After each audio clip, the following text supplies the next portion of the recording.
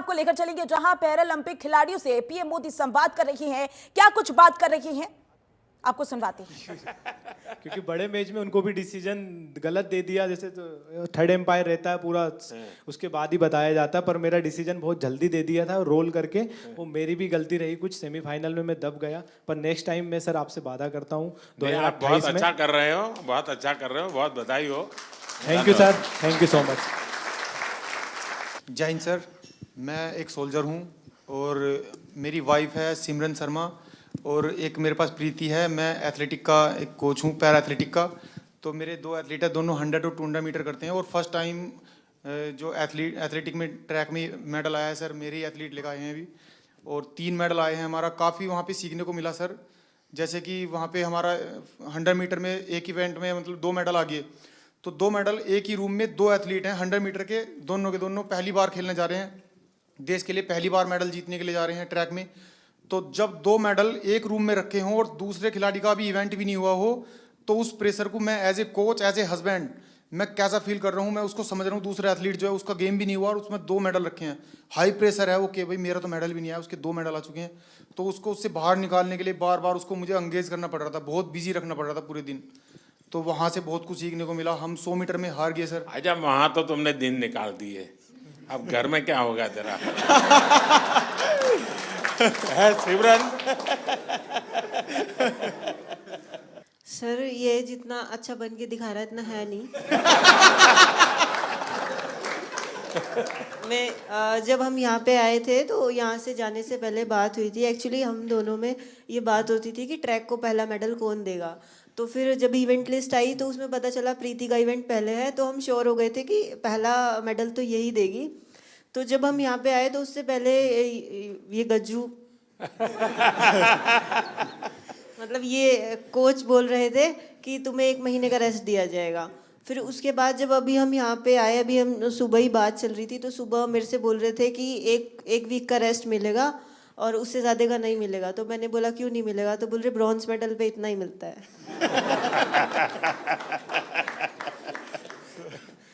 अब तुझे खाना नहीं मिलेगा।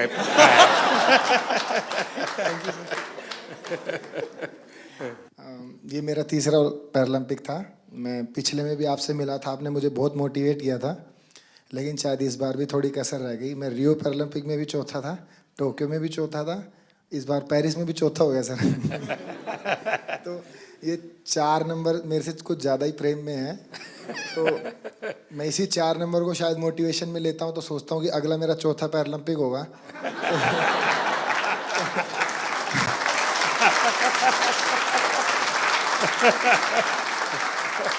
तो शायद चौथे में मैं कुछ करूं। और जैसे कि सर मैं अपने आप को फेलियर तो नहीं कहूँगा, जैसे कि मैं पैरा की हिस्ट्री में, ना कि इंडिया की में, all over the world para की हिस्ट्री में मैं अकेला ही ऐसा एथलीट हूँ जो इतने बड़े इवेंट में इतनी बार ऐसे रहा है। तो फिर मैं कहीं ना कहीं सोचता हूँ कि ओलंपिक में ऐसी कई हिस्ट्री हैं, जैसे कि एक डिस्कस थ्रोअर भी हैं फ्रांस की, जिनका 5वें ओलंपिक में सिल्वर मेडल आया। एक ट्रिपल जंपर भी हैं, शायद यूएसए के हैं, कहाँ के हैं, उनका 5वें ओलंपिक में मेडल आया। तो शायद मैं फिर अपने आप को ये भी मोटिवेशन देता हूँ कि तू पहला एथलीट पैरा वर्ल्ड में बनेगा जो सबको मोटिवेशन देगा कि भाई जब उसने चौथे में जीता था तो तुम लोग पहले में क्यों हार मान रहे हो। यहाँ कुछ एथलीट्स ऐसे हैं, जैसे कि ये गुड़िया है, ये 4th हैं, काफ़ी लोग 4th हैं, तो ये निराश हो रहे हैं। तो मैं इसमें भी थोड़ा ठीक फील कर रहा हूँ कि इनके कोचेस ऐसे कह रहे हैं, उसको देख लो। मतलब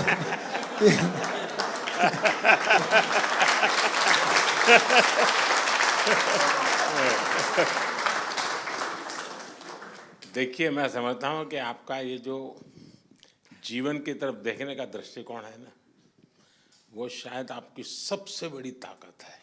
अब तो एक नया लॉजिक निकालो कि मैंने दुनिया को इतना दिया है कि मेरे रहते हुए अब तक 9 लोगों को आगे किया है मैंने, चौथे पर रह करके। सर कोई बात नहीं, मतलब अभी समय नहीं है, बट इस बार जो रहा है वो शिष्यों का समय रहा है। हम 3 एथलीट हैं ऐसे जो अपने शिष्यों को सपोर्ट कर रहे हैं। तो देवेंद्र भाई साहब हैं, इनके शिष्य का गोल्ड आया है, और एक और है सोमन राणा है, उनके शिष्य का ब्रॉन्ज आया है, और मैं नवदीप का कोच नहीं हूँ, बट मैं नवदीप का गुरु हूँ। इसको मतलब जेवलिन स्टार्ट से लेके आज तक की जर्नी ऐसे बड़े भाई गुरु के तौर पे रहा है। तो इस बार मैंने नवदीप को दे दिया कि इस बार तू ले जा, लेकिन अगली बार सर जरूर पूरा प्रॉमिस करता हूँ मेरा रहेगा। और सर बीते 3 ओलंपिक जितने भी पैरालंपिक मैंने देखे हैं उसमें मैंने ये फील किया है कि जैसे कि सभी लोग बात करते हैं ये कंट्री इतनी बड़ी है तो एक्सपेक्टेशंस पहले लेके जाते हैं, बहुत तगड़े गेम्स होंगे, बहुत तगड़े गेम्स होंगे। लेकिन सर मुझे ऐसा बिलीव है अगर इंडिया 2036 का ओलंपिक पैरालंपिक करवाती है तो मुझे नहीं लगता धरती का उससे तगड़ा इवेंट कहीं पे हुआ होगा। तो सर हम उसमें पूरी कोशिश करेंगे कि बुढ़ापे में भी देवेंद्र भाई साहब को एक आइडल मानते हुए अपने 8 गोडों को बचाते हुए उसमें कोशिश करेंगे उसमें भी खेल पाए। नहीं, आपका जीवन के तरफ देखने का एक दृष्टिकोण है ये अपने आप में बहुत ही इंस्पायर करने वाला है कि भाई मैं आगे भी कुछ करूंगा और करके रहूंगा।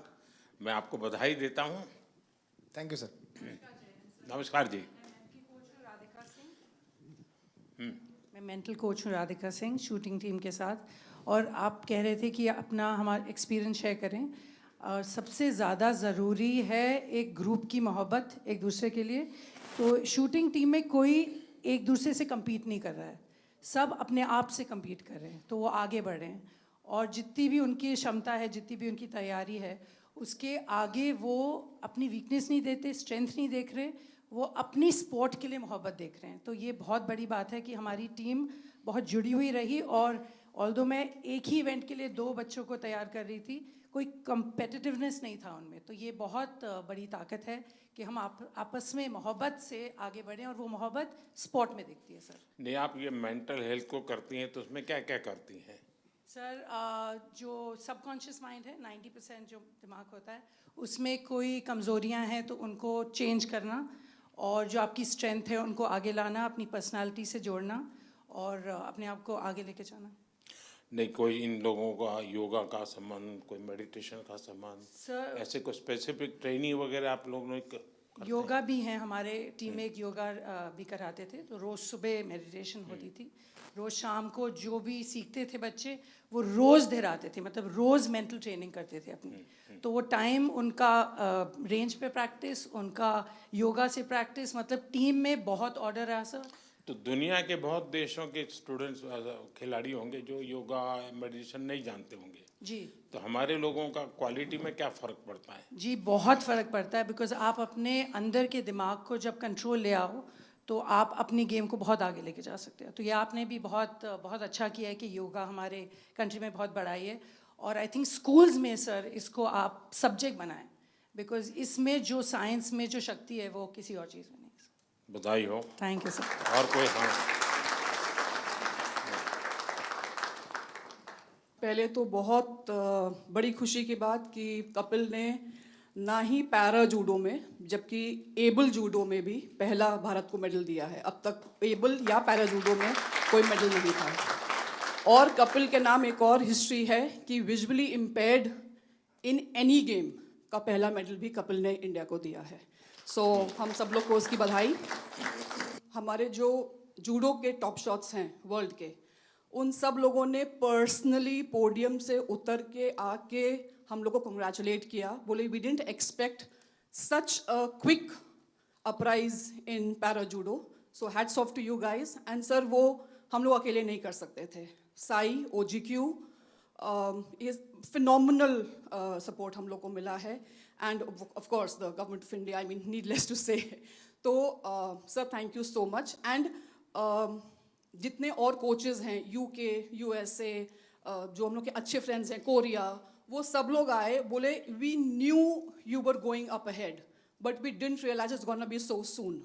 सो we felt very proud and thank you to the entire team that is backing us up. Thank you so much sir. बहुत बहुत बधाई। मैं संदीप चौधरी जी के लिए बात कहूँगा।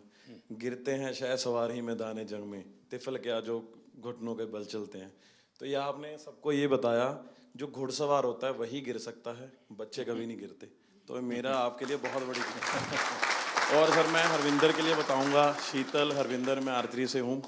तो जैसे मैडम ने बताया कि जूडो में हरविंदर का पहला आर्चरी एबल और पैरालंपिक में फर्स्ट मेडलिस्ट है, टोक्यो में ब्रॉन्ज, और अभी हिस्ट्री में फर्स्ट इसका मेडल है जो एबल के बराबर शूट करके है, 28, 28, 29। लास्ट एरो आपने देखा होगा सर, बिल्कुल क्लोज टू था। अगर वो 10 लगता तो हम किम वूजिन और अपना ब्रैडी एलिसन के बराबर शूट कर देते। नमस्ते सर, मेरा नाम अमीशा है और मैं उत्तराखंड से हूँ। ये मेरा पहला पैरालंपिक था और मैं बहुत ग्रेटफुल हूँ कि मुझे 2 साल में मैंने अपना गेम स्टार्ट किया है, 2 साल ही हुए हैं और 2 साल में मैंने लाइफ में इतना बड़ा एक्सपीरियंस लिया, मुझे बहुत ज़्यादा कुछ सीखने को मिला। And thank you to my coach जिन्होंने मुझे कॉन्फिडेंस दिया कि मैं कर सकती हूँ, क्योंकि मैं बहुत डरी हुई थी।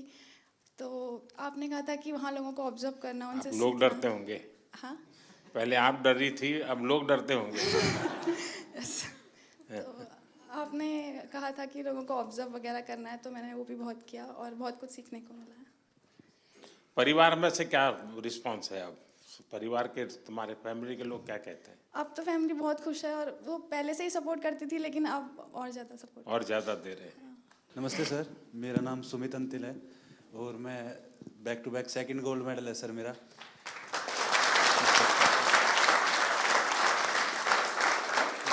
मेरे को अभी भी याद है सर, जब टोक्यो में गोल्ड लेके आए तो आपने प्रॉमिस लिया था कि ऐसे ऐसे 2 गोल्ड और चाहिए मेरे को। तो ये दूसरा सर आपके लिए है, क्योंकि उसके बाद में जैसे जब पैरालंपिक से पहले हम काफ़ी नर्वस थे, क्योंकि मैं आर्टिकल्स पढ़ रहा था कि हर तरफ मोस्ट फेवरेट एथलीट जो गोल्ड मेडल को डिफेंड करेगा, तो कुछ नाम आ रहे थे सर, उसमें मेरा भी नाम था। बट जब 20 अगस्त को आपसे बात हुई तो वही पल याद आ गया सर, टोक्यो वाले, कि अब की बार फिर से अच्छा करना है। और हमारे साथ में मेरी पूरी टीम है सर, मेरे फिजियो, मेरे कोच, जो आप हम सभी की तरफ से सर आपका बहुत बहुत धन्यवाद, क्योंकि हमें ये लगता है सर कि मेडल लेके आएंगे तो आपसे मिलेंगे, आपसे पर्सनली बात करेंगे, तो बहुत बहुत धन्यवाद सर आपका। भाइयों, जैसे हम सारे लोग मोस्टली स्पॉन्सर्ड एथलीट हैं गवर्नमेंट से, डिफरेंट ऑर्गेनाइजेशन से, तो वहाँ से कभी ना कभी ऐसे प्रेशर आता रहता है कि आपको परफॉर्म करना है, ये सारी चीज़ें। जब आप बोलते हो कि आप जाओ बस खेलो, हाँ जीत हार तो लगी रहती है, फिर नीचे वाले ये सब ऐसे लगते हैं अरे देख लेंगे इन्हें क्या जाता है। और जब अपने देश का प्रधानमंत्री हमें मोटिवेट कर रहा है तो ये बहुत छोटी चीज़ लगने लगती है। और लास्ट टाइम सर मैं आपसे बात की थी, मैं टोक्यो उतना अच्छा नहीं रहा था मेरा, उसमें मेरा 8वां रैंक रही थी। फिर मैंने आपसे एक क्वेश्चन पूछा था कि आप जब विदेशी जगह पे जाते हैं आपका एक्सपीरियंस कैसा रहता है, आप नर्वस फील करते हैं, क्या करते हैं? तो जो आपने जवाब दिया था कि आपके साथ आप पूरा देश एज ए रिप्रेजेंट करते हो तो आपको कॉन्फिडेंस, ये सारी चीज़ें, तो इन्हीं सब चीज़ों के साथ आज इस बार मैं भी गया था, तो सारी चीज़ें हमें ऐसे एकदम कॉन्फिडेंस दे रही थी। वो सब लास्ट टाइम जैसा प्रेशर नहीं था, मैं अपने आप को कॉन्फिडेंट फील कर रहा था। और हमारी टीम ने, गवर्नमेंट ने, हमारे कोच साहब ने, सब लोगों ने बहुत अच्छा सपोर्ट किया और ये कॉम्पिटिशन खेल के सर बहुत मज़ा आया sir. Thank you sir. Sir नमस्कार। जो मैंने 16 साल से तपस्या की थी और कहीं ना कहीं मेरा स्टूडेंट है धर्मवीर, जिसका गोल्ड मेडल आया है। हम दोनों आपस में एक दूसरे के कंपटीटर भी हैं और उसको मैं खुद ट्रेनिंग करा के लेके आया। तो कहीं ना कहीं आपसे बात हुई थी 20 तारीख को, तो ये लगा था कि बहुत पॉजिटिव एक वाइब आई थी कि आपको अपना बेस्ट करना है। और एक कोच के लिए इससे बड़ी बात नहीं हो सकती कि शायद मैं अकेला ही एथलीट होऊंगा वर्ल्ड में जो अपने स्टूडेंट के साथ कंपटीशन कर रहा था ग्राउंड में। और कहीं ना कहीं मेरी तपस्या सफल हुई सर धर्मवीर के मेडल से। और इसमें बहुत बड़ा कंट्रीब्यूशन रहा सर हम लोगों की टीम में, क्योंकि हमारी सबसे सीवियर डिसेबिलिटी है। तो साई ने और मिनिस्ट्री ने जो डिसीजन लिए, हम लोगों के सपोर्टिंग स्टाफ में आदमी बढ़ा के, वहाँ बल्कि 33% का ही रेशो था कि 33% ही लोग अंदर रह सकते हैं सपोर्टिंग स्टाफ में। तो देवेंद्र भाई जी ने बहुत अच्छा डिसीजन लिया, उसको रोटेशन में करते रहे। जब हमारे इवेंट आए, हमारे लोगों को अंदर ले आए और दूसरे लोगों को बाहर कर दिया, तो बहुत अच्छा कम्बिनेशन हुआ उसका। और यही फ़ायदा हुआ कि सर हमारे इतने मेडल आए। साई का भी जैसे हमारे खाने का था, वहाँ इंडियन फूड की बड़ी प्रॉब्लम थी और वेजिटेरियन के लिए बड़ी दिक्कत थी। तो साई ने जो अंदर विलेज के अंदर ही जो खाने का अरेंज किया, वो इतनी अच्छी हेल्दी डाइट थी कि किसी को भी प्रॉब्लम नहीं आई सर। तो बहुत बहुत धन्यवाद सर पूरी टीम का और हम लोगों को इतना मोटिवेशन करने के लिए। Thank you so much sir. Asian games में मैं पार्टिसिपेंट रह गई थी, मेडल नहीं जीत पाई थी। तो जब आप सबसे मिल रहे थे, मेडलिस्ट से आगे मिल लिए थे, तो आप आए और लाइन से सब जगह पे दोनों तरफ आमने सामने लाइन लगी हुई थी, तो कुछ लोगों से यहाँ मिलके आप उस तरफ मुड़ गए थे। तो बहुत नज़दीक से मैंने आपको देखा, लेकिन मिल नहीं पाई, बात नहीं हो पाई। तो वो अंदर एक टीस थी कि अब दोबारा तो मिलना ही है। और उसके लिए मैंने एशियन गेम्स के बाद जान लगा दी थी कि चाहे कुछ भी हो जाए उनसे पर्सनली मिलना ही है। तो उससे शायद मुझे इंस्पिरेशन मिली और मैं कर पाई। मेरे बच्चों को मैंने 6 महीने हो गए, मैं मिली नहीं, घर ही नहीं गई। तो मेरा बेटा छोटा है, तो उसे जब भी घुमाने लेके जाती थी मोबाइल में जीपीएस लगा के, तो उसे पता है मोबाइल में रास्ता ढूंढ लेते हैं। तो वो ऐसे बोलने लग गया मुझे कि मम्मा आप रास्ता ही भूल गए घर का, आप जीपीएस में फ़ोन में लगा के घर तो आ जाओ कम से कम। तो sir thank you so much, आप लोगों का सबका बहुत सपोर्ट रहा है, आशीर्वाद रहा है, जिसकी वजह से हम लोग कर सकें। पूरी टीम का सपोर्ट रहा है, हमारे कोचेस का। तो thank you so much sir. बहुत बधाई। सर मैं शरद कुमार हूँ, मेरा ये 2nd मेडल रहा है, मैं 3rd टाइम पैरालंपिक्स किया। शरद और संदीप दोनों को भाषण करने के लिए बोलूँ तो कौन सबसे ज़्यादा अच्छा करेगा? सर ये सर संदीप बहुत अच्छा बोलता है और शायद इसलिए थोड़ा सा पोत रह गया। सर बट मैं एज एन एथलीट ये कहना चाहता हूँ कि जब से पैरा मूवमेंट स्टार्ट हुआ है मैं तब से जुड़ा हुआ इससे, और आज जिस लेवल पे सारे एथलीट्स हैं मुझे खुद प्राउड फीलिंग होता है इन सबको, जिस तरह सब जाते हैं, कोचेस, फिजियोथेरेपिस्ट, सब एक टीम। जब अब हम लोग बाहर जाते हैं तो इंडिया को अब ऐसे लोग देख रहे हैं कि ये पहले सोचते थे ये आगे आ सकते हैं, लेकिन अब पैरा में इन्होंने कैटेगराइज कर दिया कि इंडिया एक स्पोर्टिंग नेशन ऑलरेडी है। और सर ये ऑफ कोर्स साई की सबसे पहले अहमियत से स्टार्ट हुआ, और फिर हम लोग का सपोर्ट स्टाफ आने लग गए, और एथलीट्स में भी जिस तरह पॉजिटिविटी आया। और सर मेन तो एक और है, आपसे मिलने और जाने से पहले आप जब सबसे बात करते हो और फिर आने के बाद सबसे मिलते हैं, आई थिंक सारे मेडलिस्ट, सारे एथलीट यही सोचते हैं कि हमें यही मौका मिल। सर लोग पैरा को अभी तक अपनाए नहीं जिस तरह आपने अपनाया है। नमस्ते sir, I am Palak Kohli and ये मेरा 2nd कंसेक्यूटिव पैरालंपिक्स था। एंड टोक्यो में मैंने 4th फिनिश किया था एंड यहाँ पे मैंने 5th फिनिश किया। बट दोनों इस पैरालंपिक्स जाने का मेरा जर्नी बिल्कुल ही डिफरेंट था। मेरे को आफ्टर टोक्यो पैरालंपिक्स 2022 में सर बोन ट्यूमर हो गया था और स्टेज 1 कैंसर हो गया था। एंड नियर टू 1.5 ईयर मैंने कोई भी कम्पीट नहीं किया, कोई टूर्नामेंट कुछ भी नहीं किया। एंड लास्ट ईयर मैंने 2023 में कम बैक किया। एंड मैं काफ़ी हैप्पी हूँ और काफ़ी प्राउड हूँ कि मेरे सपोर्टिंग स्टाफ, मेरे कोचेस, गौरव सर के सपोर्ट और गाइडेंस के कारण मैं क्वालिफाई कर पाई पेरिस के लिए। एंड मेरे बहुत सारे मेजर टूर्नामेंट्स आफ्टर टोक्यो छूट गए थे। वर्ल्ड चैम्पियनशिप्स बिकॉज मेरे को वॉक ओवर देना पड़ा, एशियन गेम्स में मुझे कोविड हो गया था। इस ईयर मैंने वर्ल्ड चैम्पियनशिप क्वालिफाई किया और मैंने ब्रॉन्ज मेडल जीता। एंड फिर मैंने पेरिस के लिए क्वालिफाई किया बैक टू बैक। मेरा वर्ल्ड रैंक एकदम 38 लास्ट हो गया था बिकॉज मैंने टूर्नामेंट्स नहीं खेले थे। एंड अगेन से मैंने अपने आप को टॉप 4 वर्ल्ड नंबर 4 में आई और मैंने पेरिस के लिए क्वालिफाई किया। थोड़ा डिसअपॉइंटिंग है कि मैं मेडल नहीं जीत पाई, बट आपकी ब्लेसिंग्स और सबके साथ I think I am looking forward for LA 28 and definitely sir I like to have a picture on the podium with you sir. Thank you sir. Palak, पिछली बार तो तुम लखनऊ में तुम्हारी ट्रेनिंग होती Yes, थी? sir. हाँ? Yes, sir. तुम्हारे मम्मी पापा से भी मेरी बात हुई थी। Yes sir, yes sir, Tokyo जाने से पहले। इस बार क्या मूड है? सर अब मैं लखनऊ में गौरव सर यहाँ पर है, सर के हाँ। अंडर ही ट्रेनिंग कर रही हूँ और मैंने उन्हीं के गाइडेंस में मेरे को पैरा बैडमिंटन पता चला था। एंड घर में लाइक जब मुझे बोन ट्यूमर हो गया था तो काफ़ी सारे लोग बोल रहे थे कि लाइक पलक का तो करियर ख़त्म स्पोर्ट्स में एंड ऑल। एंड डॉक्टर्स ने बताया था कि अब हम कुछ एश्योरिटी नहीं दे सकते आप नॉर्मल लाइफस्टाइल भी हो पाओगे कि नहीं। एंड उसके बाद सर काफ़ी कॉम्प्लिकेशंस रहे। मेरे को एक डिसेबिलिटी मेरे हाथ में ऑलरेडी था और मेरे को ट्यूमर के बाद मेरे लेग में भी डिसेबिलिटी हो गया, जिससे मेरे दोनों लेग लेंथ में भी डिफरेंसेस आ गए और भी कॉम्प्लिकेशंस आ गए। तो मेरी फैमिली हमेशा मुझे खुश देखना चाहती है और उनकी ब्लेसिंग्स हैं मेरे साथ and they want me to be happy. तो उनका बस ये कंसर्न है कि मेरे को हिम्मत नहीं हारनी। देख आप पलक, तुम्हारा केस ऐसा है कि तुम बहुत लोगों को इंस्पायर कर सकती हो इसे, क्योंकि इतनी कठिनाइयों के बाद और चलिए ट्रैक पर गाड़ी आई, ज़िंदगी बनाई, बीच में रुकावट आ गई और बीच में नई समस्या आई और फिर भी तूने अपना मकसद नहीं छोड़ा। ये बहुत बड़ी बात है। बहुत बधाई हो आपको। Thank you so much. नमस्ते सर, मैं राजस्थान बीकानेर से आया हूँ। श्याम सुंदर स्वामी नाम है, पैरा आर्चरी से हूँ। सर हमारे बीकानेर में करनी सिंह राजा वो 5 बार ओलंपिक खेल के आए थे। हम देवेंद्र भैया से हम बहुत मतलब, क्योंकि 40 साल के बाद मैं एक टोक्यो ओलंपिक में पार्टिसिपेट करके आया था, तो भैया को देखा था कि भाई ये गेम होता है ऐसे, तो मैं भी फिर पैरा में आया। मैं सर पहले एबल खेलता था, 2016 में मेरे को पता चला कि भाई पैरा का भी कुछ है, क्योंकि भैया का अखबार में फोटो आया था बहुत बड़ा, तो भैया से सीख के और फिर मैं 40 साल के बाद टोक्यो ओलंपिक पार्टिसिपेट करके आया था सर। इस बार सर मुझे बहुत कुछ सीखने को मिला, खास करके जो मेरी ही कैटेगरी के गोल्ड मेडलिस्ट SL3 के हैं नितेश कुमार जी, इनसे सीखने को मिला।